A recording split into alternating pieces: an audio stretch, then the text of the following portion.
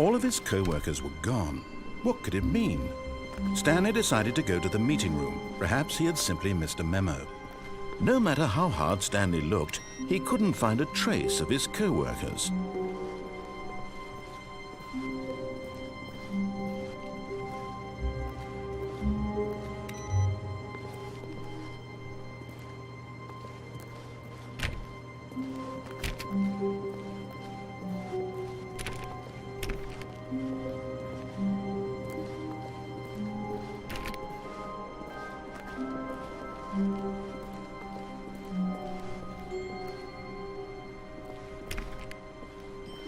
When Stanley came to a set of 2 open doors, he entered the door on his left.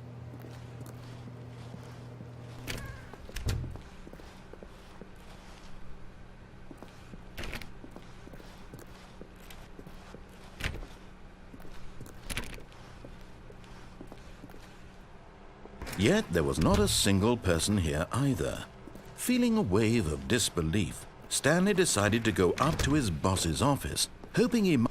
Stanley stepped into the broom closet, but there was nothing here, so he turned around and got back on track.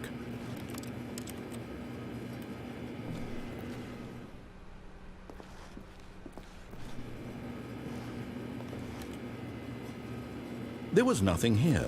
No choice to make, no path to follow, just an empty broom closet. No reason to still be here.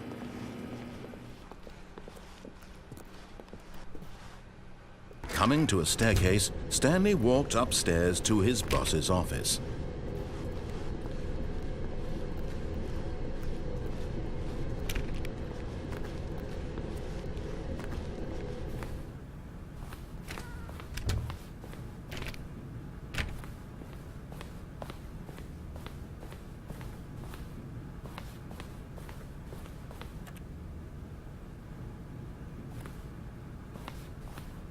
Stepping into his manager's office, Stanley was once again stunned to discover not an indication of any human life. Shocked, unraveled, Stanley wondered in disbelief who orchestrated this. What dark secret was being held from him? What he could not have known was that the keypad behind the boss's desk guarded the terrible truth that his boss had been keeping from him.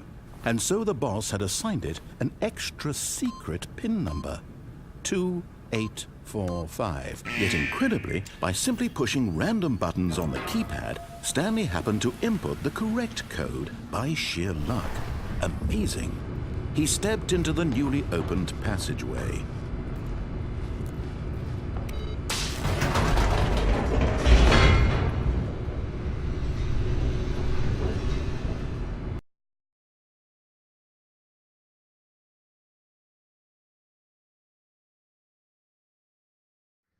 Descending deeper into the building, Stanley realized he felt a bit peculiar. It was a stirring of emotion in his chest, as though he felt more free to think for himself, to question the nature of his job. Why did he feel this now, when for years it had never occurred to him? This question would not go unanswered for long. Stanley walked straight ahead through the large door that read Mind Control Facility.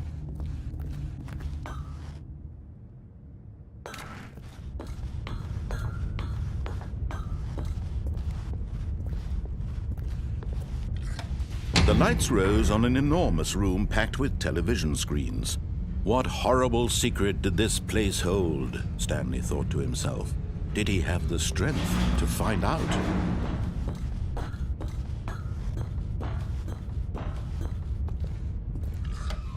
Now the monitors jumped to life, their true nature revealed.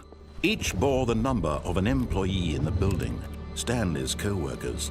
The lives of so many individuals reduced to images on a screen, and Stanley, one of them, eternally monitored in this place where freedom meant nothing. This mind control facility, it was too horrible to believe. It couldn't be true. Had Stanley really been under someone's control all this time? Was this the only reason he was happy with his boring job? That his emotions had been manipulated to accept it blindly? No. He refused to believe it. He couldn't accept it. His own life in someone else's control? Never! It was unthinkable. Wasn't it? Was it even possible? Had he truly spent his entire life utterly blind to the world? But here was the proof. The heart of the operation. Controls labeled with emotions. Happy, or sad, or content. Walking, eating, working. All of it monitored and commanded from this very place. And as the cold reality of his past began to sink in, Stanley decided that this machinery would never again exert its terrible power over another human life. For he would dismantle the controls once and for all.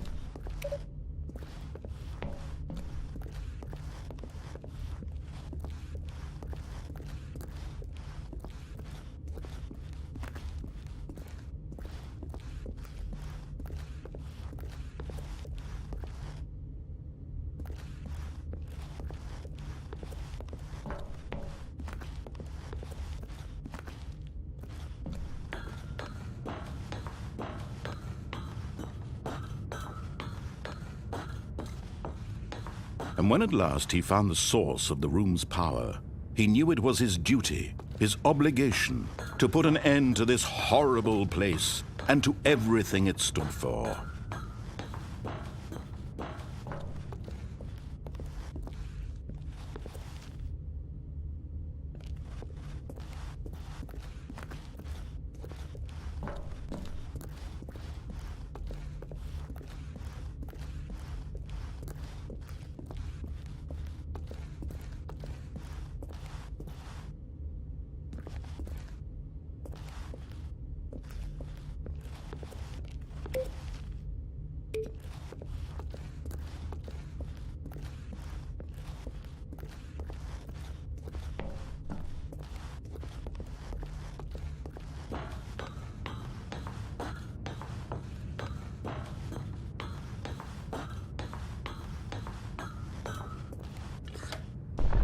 Oh, Stanley, you didn't just activate the controls, did you?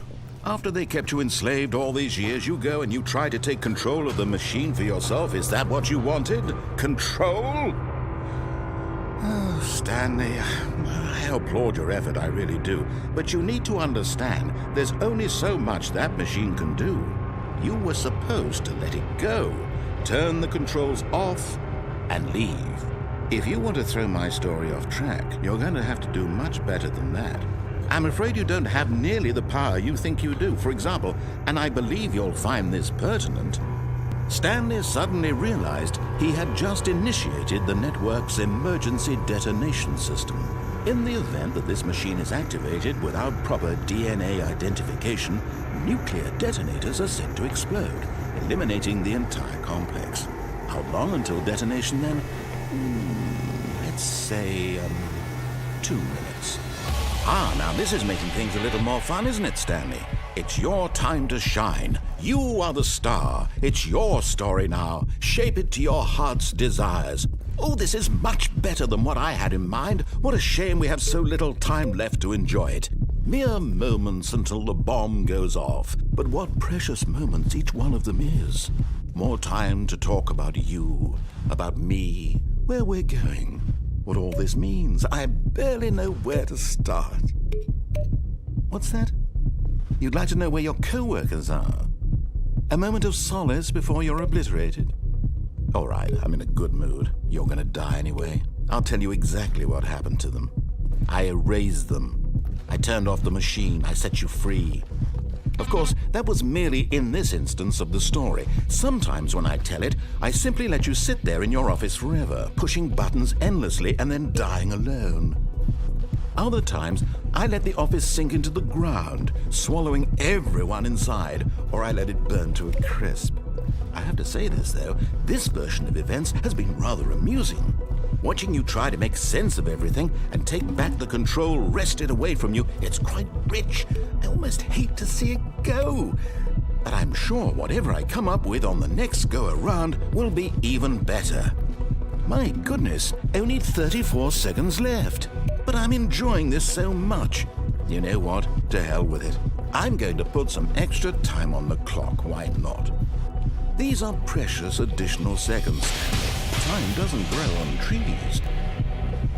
Oh dear me, what's the matter, Stanley? Is it that you have no idea where you're going or what you're supposed to be doing right now? Or did you just assume when you saw that timer that something in this room was capable of turning it off? I mean, look at you.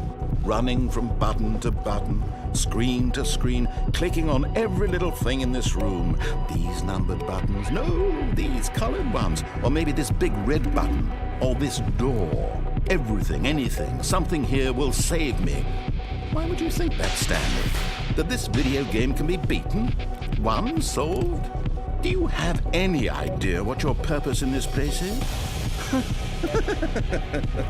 Stanley, you're in for quite a disappointment. But here's a spoiler for you.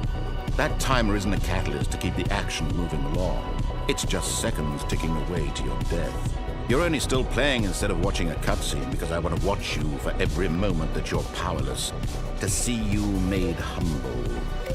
This is not a challenge, it's a tragedy. You wanted to control this world, that's fine. But I'm going to destroy it first, so you can't. Take a look at the clock, Stanley. That's 30 seconds you have left to struggle. 30 seconds until a big boom and then nothing. No ending here, just you being blown to pieces. Will you cling desperately to your frail life, or will you let it go peacefully? Another choice. Make it count, or don't. It's all the same to me, all a part of the joke. And believe me, I will be laughing at every second of your inevitable life from the moment we fade in until the moment I say, happily ever after.